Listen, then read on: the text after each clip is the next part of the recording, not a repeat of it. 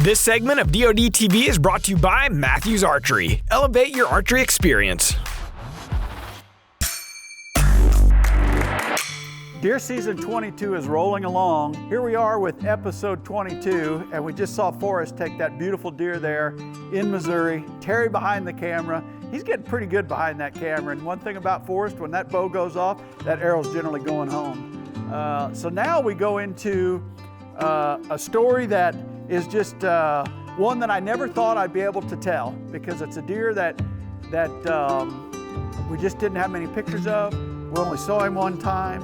And it's a deer that we called the 6x5 from when he was 4.5, 5.5, 6.5. But before we get to that, we were invited as a group to come speak to a group of 5th and 6th graders, Southern Decatur. We went to Slip Bluff Park, and we were invited to be the final speaker of a week-long event called School of the Wild. It is unique here to the state of Iowa. And we were so excited to get in front of these incredible young minds and talk to them about the outdoors, living an outdoor lifestyle, conservation, all things hunting, videography, timber stand improvement, CRP, a variety of different subjects. And it was amazing to see how inquisitive they were, the advanced level of questions that they asked, and it just put a smile on all of our faces. It was a really cold October morning, and we were hoping to warm it up just a little bit for these kids. Thank you guys for giving up some time today, coming out. So Yeah. I've told them that you have some prizes and that you may offer them to people who ask really good questions. Yeah, that's what I was planning on. Yeah, but not to ones who ask ridiculous things to be funny. So Okay. they've been warned. They get the good ones, the funny ones. I'm Melissa Linhart. I'm a teacher at Central Decatur Schools. We're very excited to have the Drurys here today to join us for our School of the Wild program. It's a whole week where we're outdoors, learning all about nature, how awesome it is, and how great it is to be outside. School of the Wild started over 20 years ago in the Iowa City area.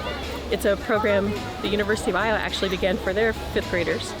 And about 3 years ago, we were lucky enough to pilot the program. We're the first school district outside of Iowa City to get to try it, and we've loved every minute of it. You take it.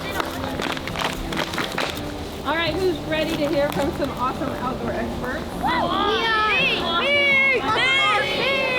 Good morning, everybody. How's everybody doing today? Good. All right, thanks for having us out. My name's Mark. This is Wade. I'm Perry. Carson. All right, we're with DruryOutdoors, and we are lucky enough to live an outdoor lifestyle. And by that, I mean we get to hunt and do outdoor things on a 365 a day year. And we do outdoor video production. We have since 1989 through DruryOutdoors. How many in here have any outdoor experience in terms have gone hunting with your parents or, okay, quite a few. That's awesome. Have any of you harvested a deer by chance? You have? That is awesome, congratulations. How many of you have harvested a buck? Awesome, how many of you have harvested a doe? Man, you guys are doing good. How about a wild turkey? Anybody killed a wild turkey? What is your favorite, deer or turkey? Those of you that hunt. Deer. Dang it. Awesome. Very good. Well, like the deer outweighed the turkey, Yeah, I think so. And it's deer season, so why not say deer? So we're going to talk a little bit about where we're at right now, the forest. We are so lucky here in southern Iowa to live in the environment that we do. Whatever you can do to spend time outdoors, I promise you, there's no such thing as being in a bad mood when you're in the outdoors. There's a saying, there's a meme on social media that I see often. There's no such thing as being in a bad mood when you're in the woods. Like if you're in a bad mood, you're having a rough day, don't be afraid to get away from it and get outdoors and get in nature and just look at everything that's on our earth for us to enjoy. It is literally the most spectacular thing you can possibly do. Has anyone here ever been to Bass Pro to their Wonders of Wildlife Museum? How incredible is that place? Very awesome.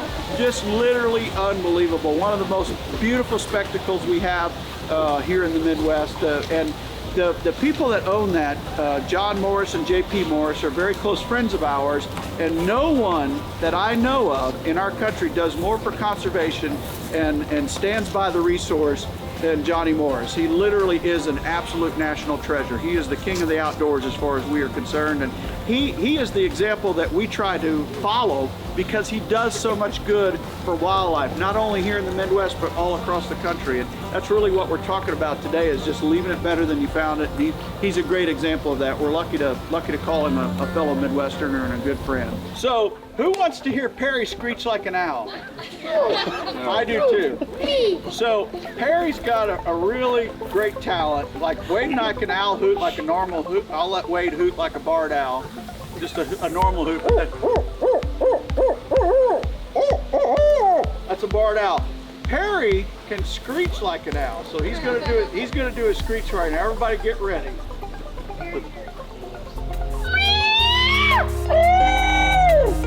Okay, so we use that in the spring. That's a locator call that we get other turkeys to gobble at. Can anybody else screech like that? All right, try the hoot.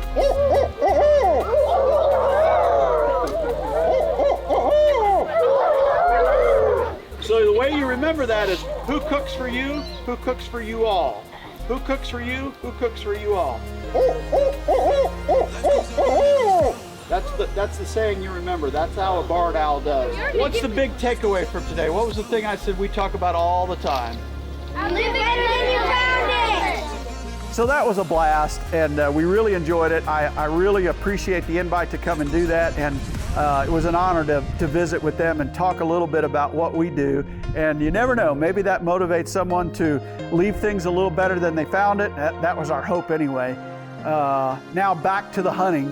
We've been going every day, day in and day out. We're lucky in that fact that we get to hunt a lot, and we seldom miss a sit. Sometimes when DeerCast says bad or poor, we might take a day or two off, but for the most part, we're out there every day. And we had some great sits in Missouri. I was lucky enough to kill a deer in Iowa, so I turned my attention to the Missouri farm and some pictures of a buck that I really wasn't expecting, a giant that showed back up in September. And that makes me rewind the clock to the first pictures I got of him, and it was September of 2018. I got this series of this beautiful 6x6 that I looked to be 3.5 years old. I'm fairly positive he was. And I was like, man, what a deer. Just an absolute giant. What's he going to turn into? Well, I got that set of pictures and then nothing more the rest of the year. I had several cameras out on different farms, couldn't get him. So 2019 rolls around, and again, I didn't get any pictures of him. So I thought to myself, well, he was just on a walkabout, you know, extending his home range, and he never came back. And then all of a sudden, the following year, I get pictures of this giant buck, and I'm like, who is this? Where did he come from? And then it hit me. I thought back to a couple years previous to that 3.5, and I go, that's the same deer. And man, did he blow at age 5.5. And at that point, we were like, this is a #1 target.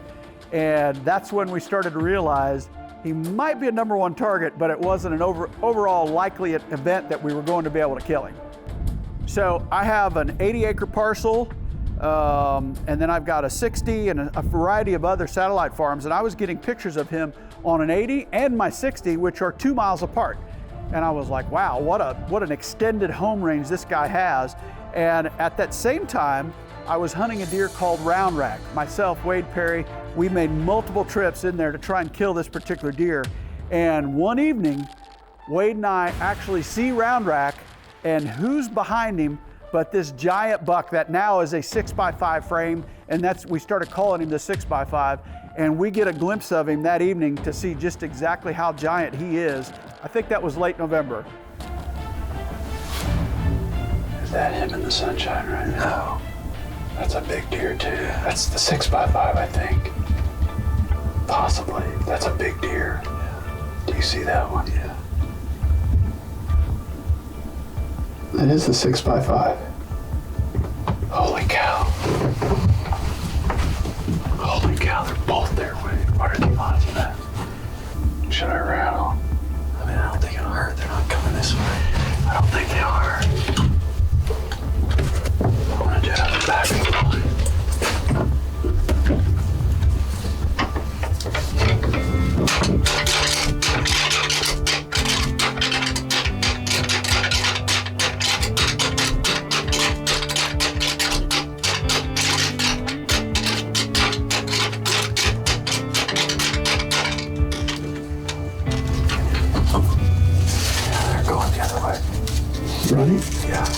They ran?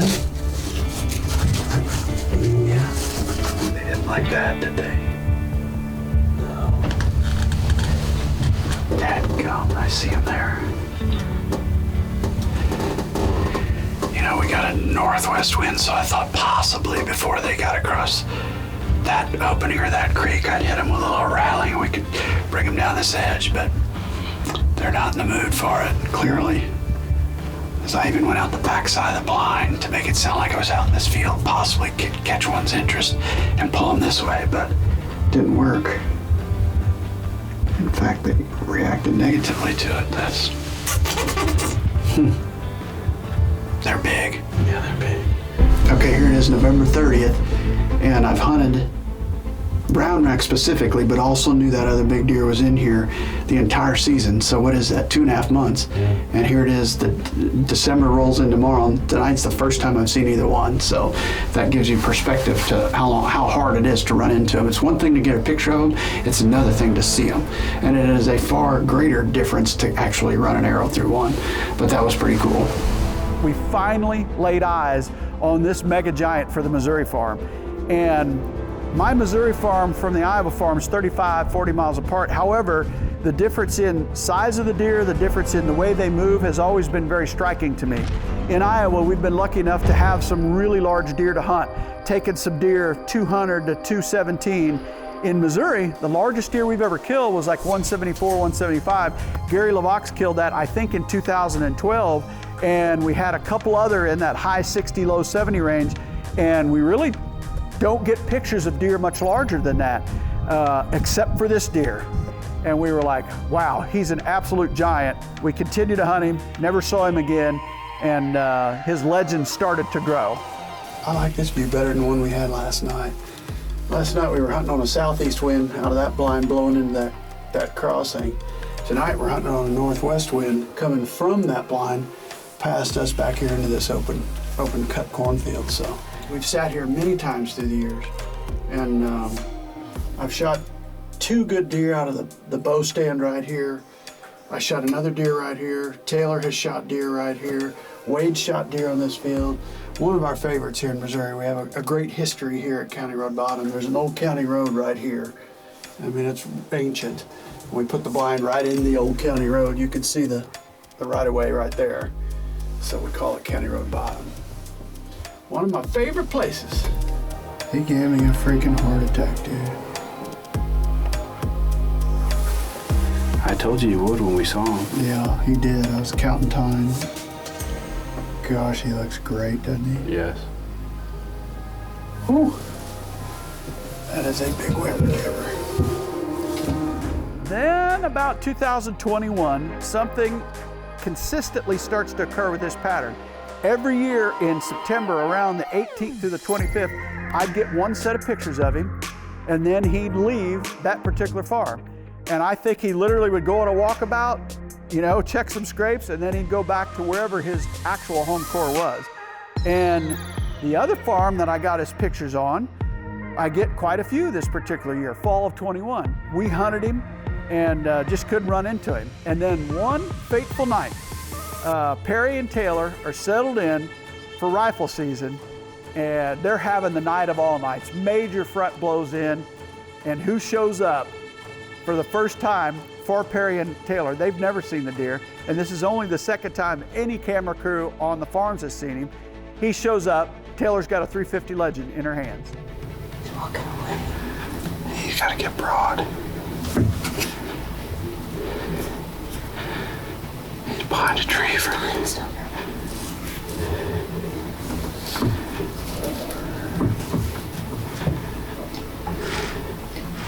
Matt! Matt!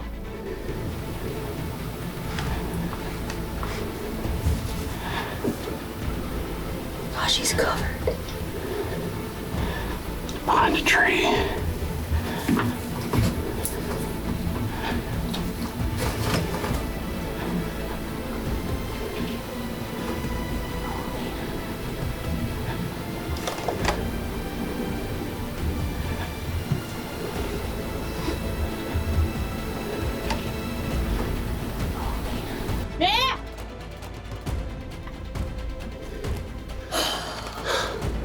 Well, it's peak of the rut. Actually, the rut's winding down a little bit. There was a hot doe or two in there, and he's in there trying to get on that hot doe. The field at that time was a giant winter bulbs and sugar beets field with radishes, and there were a lot of does there. He's in there trying to find that last receptive doe, no doubt. Unfortunately, she was not able to get a shot off at that deer, and we all felt just a little bit like that was our opportunity. We talked about it many nights after that. Myself, Wade, Perry, Taylor, we were like, that was it. I wish we could have got him, but unfortunately, it did not happen. So you then go into the latter part of the year, a few more pictures, no more sightings, and we're like, well, is he gonna make it through another tough winter? At this point, the deer's 6.5. Is he gonna make it into the fall of 22, at which time he would be 7.5? If you've been following deer season 22, you've seen a variety of different usages within DeerCast this year. We've always had the predictive model. This year we expanded that to 14 days. And more importantly, we brought in your environment. We talk about the weather and how it affects the deer with the 13 different variables, the 13 different phases. Well, how does it affect you? Within MAPS, we are laser focused on the whitetail deer hunter. We give you rain station, we give you wind check across a 5-day period, we give you maps, we give you plot area, distance, all these different tools that help you understand and become a better hunter. It's not gonna go out there and shoot the deer for you, but boy, when you dive into this thing with all the different things, including DeerCast Track and all the things within MAP and the predictive algorithm, man, it will change the way you hunt, and hopefully for the better. Appreciate everybody that's already downloaded it. If you haven't, go check it out. There's a free version, there's some paid versions. We appreciate everybody out there in DeerCast Nation.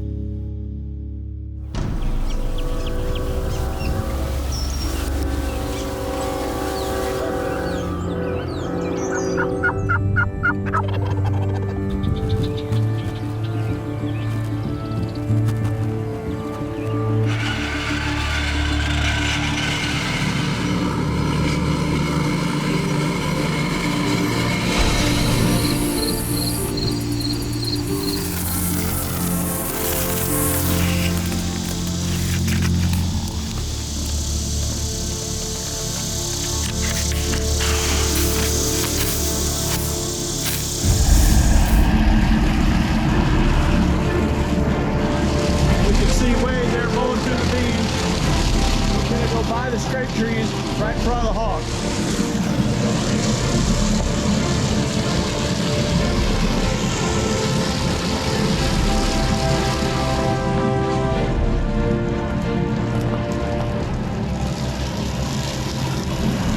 I don't know if I got that on film, but he hit the scrape tree. That's why half our scrape trees are leaning. The one that he killed off of last year on opening night was leaning. I don't know if I caught him doing that or not, but now we know why. Oh, what a beautiful setup. Walking strip, walking right by hawk blind. They're in trouble. Well, I never ever got velvet pictures of this deer. We get into this season, deer season 22, and I'm waiting late September. I'm like, is that habitual pattern going to happen? Is he going to show himself there in late September? And I believe it was September 22nd or 23rd. Sure enough, I got him on that 80, and he was in and out within like, I don't know, an hour, and never got him there again. But not long after that, I start getting him on the same field that Taylor had the rifle encounter with. This year, it's a different crop. It's not in green, it's in beans. And I'm starting to get a few pictures of him. And I'm getting a little more confidence, like, hey, has this guy changed his home range? What has changed? All of a sudden, I'm getting more pictures of him. I think it was a couple years prior to that, he daylighted there a couple times in October, and we missed that opportunity at him. Well, would he repeat that? Are we gonna be able to get a shot at this particular buck? We started hunting him, and we're gonna try and find out.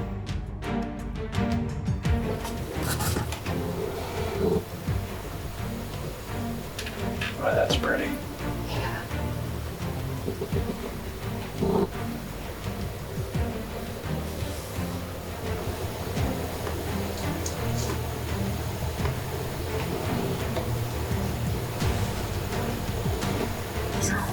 Reading the script there. He did break it. Yeah.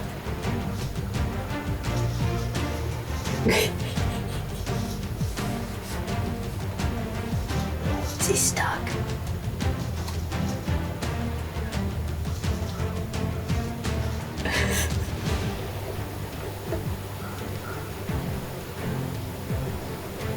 I'm done. Yeah, I can break the other one there.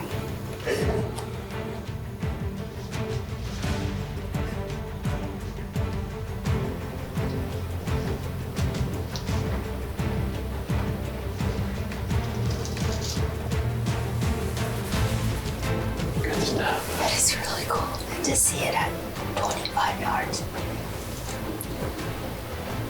The scrape trees, I mean, they Magic. just, yes, Weather. just bring them in to these close distances. You know, we had a few sits on this field, and this is a field with a great history, and we've seen some really good deer on this farm, and we felt like we know how the deer move through there. So hawk blinds in place, we plant a green walking strip trying to incentivize movement even closer, and we start hunting the field. And Carson and Taylor sit there a couple nights, and I sat there with Taylor, and a lot of the deer were still not quite within range. They weren't walking the green strip. With the drought, some of them were, but not a lot were. With the drought, the green didn't really do all that well.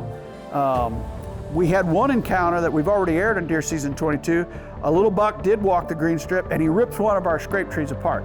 So I pick a warm day at the head of a warm front. DeerCast is predicting poor to bad, and I'm like, I'm gonna go make some changes on this field. If we're gonna get on this giant deer, the deer we called 6x5, even though this year he's a 6x6, we've got to make some changes. We gotta do something to try and incentivize movement. So I had my cell phone out, I put some cameras out and did some interviews. I fixed the scrape tree, and I had an idea in terms of how I could create some walking strips. If they miss the green strip and they go along that far path, could I get them to turn into and come towards that hawk blind? All right, deer hunting, oftentimes how you adjust. Because as they say, if you do the same thing over and over and expect different results, it's the definition of insanity. Well, we've sat our bean field and our green field several nights. The deer have been staying out of range. So I made a new trail. First of all, our green didn't do very well, so I made a new trail with my truck to try and get them, once they enter the bean field where most of the deer enter, within bow range of our hawk. Because from a wind position, we really can't move it, so I'm trying to bring the deer to me. I also just added a camera up here in these oaks. I mean, they're raining acorns. And that's one thing about deer. You put acorns in front of them, that's the preferred food choice. So we are going to find out what's coming in here, and more importantly, it might help us understand who's going to bed of a morning. So there's the trails are just pounding coming in here. I put it on this old county road bed that we've seen so many deer cross in the past. So hopefully this gives us some more intel. I also fixed the scrape tree. I'll show you before and after picture. Buck tore it up. I put the limb back up, wired it in place. So doing a little maintenance here, trying to change things, change the movement. And we've got a cold front coming, so we're ready for it, whether it be in Iowa or Missouri. I'm pretty pumped. We went to Texas, and while we were in Texas, and you could just about write this down or predict it, he daylighted 2 different times on that field, walked right by the blind. But my hands are tied. We're in Texas. We get home, and I had a picture of him that morning going to bed, and I'm like, we're gonna go try it tonight. We go sit the bottom, and we have an awesome sit, and Wade and I are like, he's gonna show. There's 5 p.m., there's 6 p.m. It's literally soaking right where he's supposed to come out, but it's real low. Hunted him for 3 years. We've seen him, Wade and I saw him once at like 300 yards, 350, walk across the bottom field. And then Taylor and Perry saw him on this field chasing does like crazy and running other bucks off. He's such a unique deer and such a rare deer. We've got pictures of him, not many. And we're finally in the game on this deer after 3 years. Wade and I just said, you know, I can't remember going out going, we might see that deer tonight. I don't remember that moment happening, so, but we both feel like tonight we could see him. Yeah, nice big eight. Where'd he come from? Right out of the ditch. I think he's walking the 2-track. It's about that, ain't him?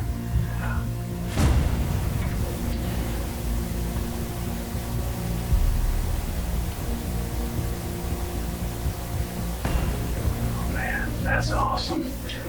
You know, we work really hard at trying to lay out the right plan, the right wind, the right strategy. This deer literally read the script, walked there, gave you a great bow shot, and that's what it's all about. It's about getting a shot at an ethical distance where you can close the deal.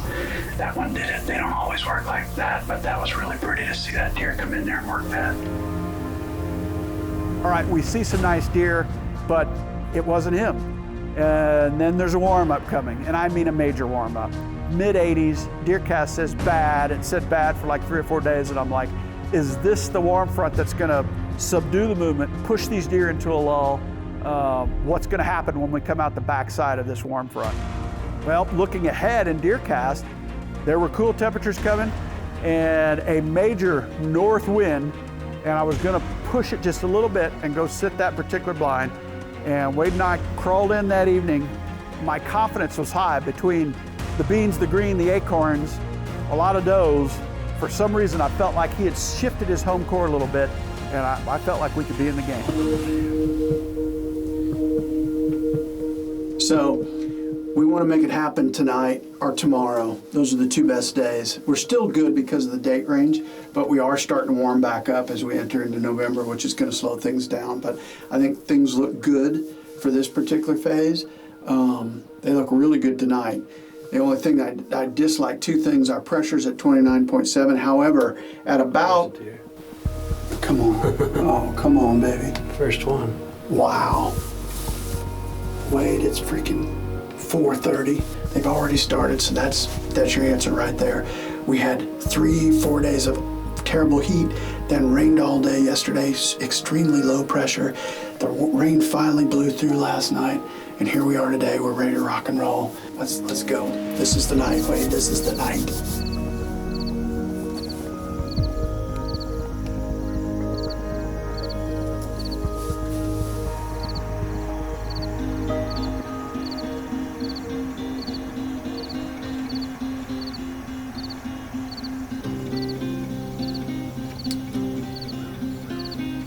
Pretty 9-point.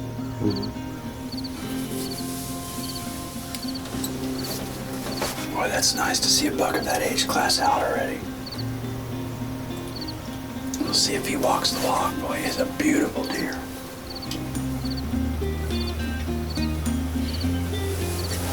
Oh, look at him now. He's going to walk right into the tree stand. Now he's coming off. Boy, there's your shot out of the tree stand coming up, quartering away right there. Look at it. It's that time of the year, ain't it? Beautiful.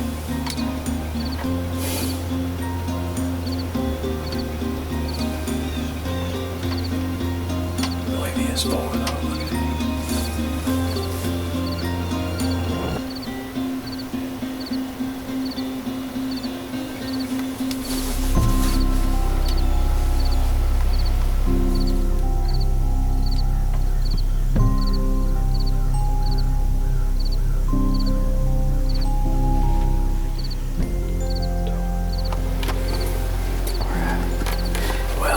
This one, it's that one I saw earlier. There's a fawn. Might be a doe. But he's just behind that big cedar right now. Nice buck, not our boy, but a decent rack. Can't tell how old he is. He's at least 3 there. Somewhere around. Boy, tell you what, we're having a set that's exactly what we had hoped for with this weather. DeerCast said good, and it's good plus. We've seen, I don't know, 12, 15 antlerless, and probably 5-6 bucks now. This is awesome. Will we see our target? We shall see.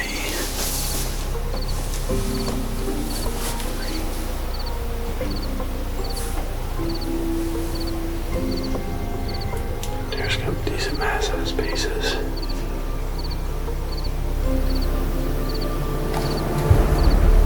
Yeah, here he comes, Wade. It's the 8, right? Yeah.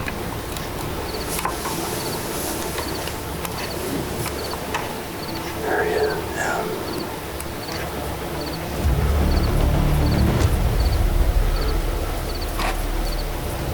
What's my man doing? He's following him. Yeah. Well, let's see where he goes here.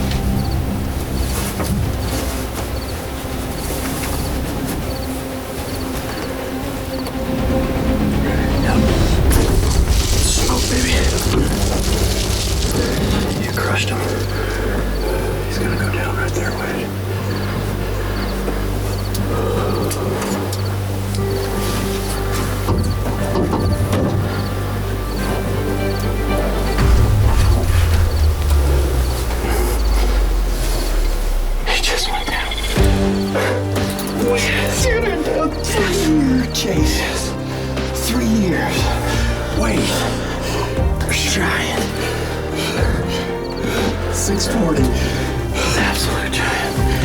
Oh, thanks for turning the light off. I can't even believe it, buddy. We did it. We killed that deer. Man, I've been chasing that deer for years, and he isn't like 3 years. Way bigger than I thought too.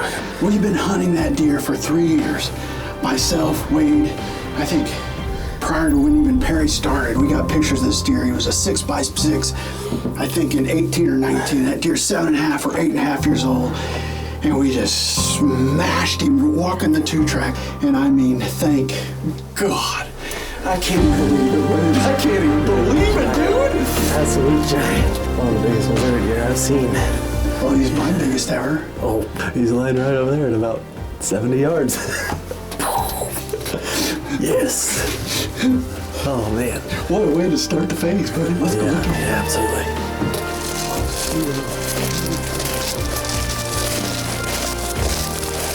There's your arrow.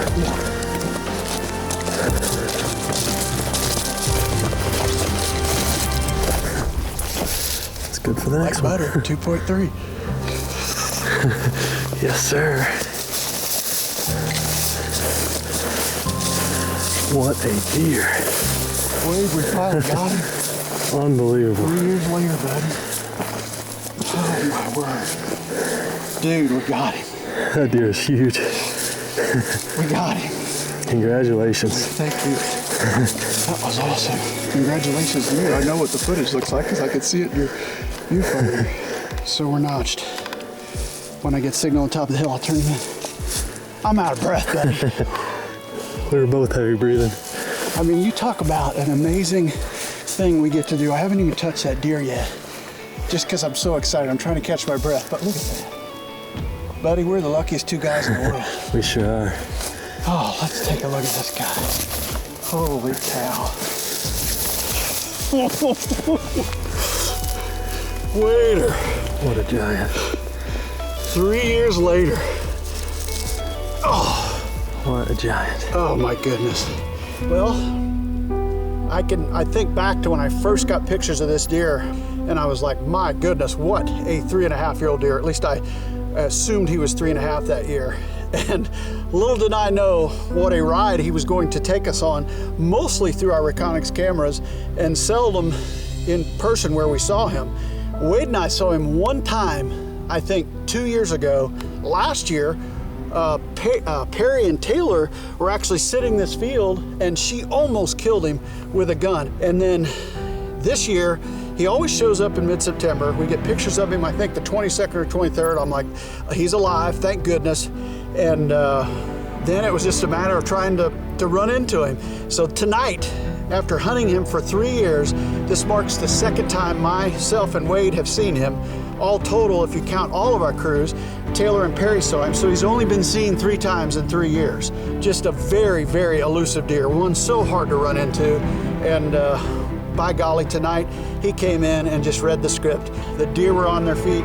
We saw several bucks, several does, and then he had us tied in knots. I think I drew on this deer 3 times, and luckily, that Matthews found its mark, and here lays, without question, the largest deer I've ever killed in my life in Missouri. Just an absolute giant. We found 2 more points since we've been sitting here.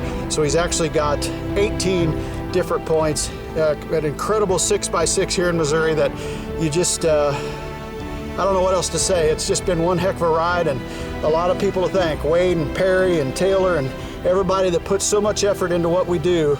Well, here's the results. Just an incredible exclamation point. And what a way to start pre-lock. Here it is. Woo! A Missouri monster down. Yeah, you did it! I'm so pumped! So, Like walked out like you needed to? like tell us. He looks exactly like your picture with BW. Gotcha an Iowa type deer in Missouri. Come look at him. Wow, it's just unbelievable. We had the deer on the ground. We did the celebration. We ended up putting a tape to this deer. His mainframe 6x6 went 181, and then he had 10 inches of extra kickers. 6 different kickers. So all total, he had 18 scoreable points. He grossed 191. He ended up being the largest deer we've ever killed off the Missouri farms. He's my personal best ever in the state of Missouri, and just an exclamation point. So there it is. It just goes to show you that if you have confidence, even when confidence isn't, it was probably misguided confidence. It's probably a little optimistic thinking I would ever see the deer based on the history. I know he lives somewhere else. No doubt someone else out there has pictures of him. We got him very seldom, and we were just lucky that this year, at least for that 10 to 15 day period, he was using this particular field. There's no doubt in my mind he would have went to a different rut range. He always did. You know, you just never know, I guess is my point. Like, you get pictures of a deer and you think, well, I'll never see him. Most of the pictures are at night. And if it's in his home core, you never know when he's gonna daylight. So always hold hope out, never give up. The season's rolling on. Here we are, sweet November, and this is the time of the year where bucks start showing up everywhere. And Terry had great luck over in Illinois. We have an episode from Texas coming at you, so the next few episodes should be pretty lit.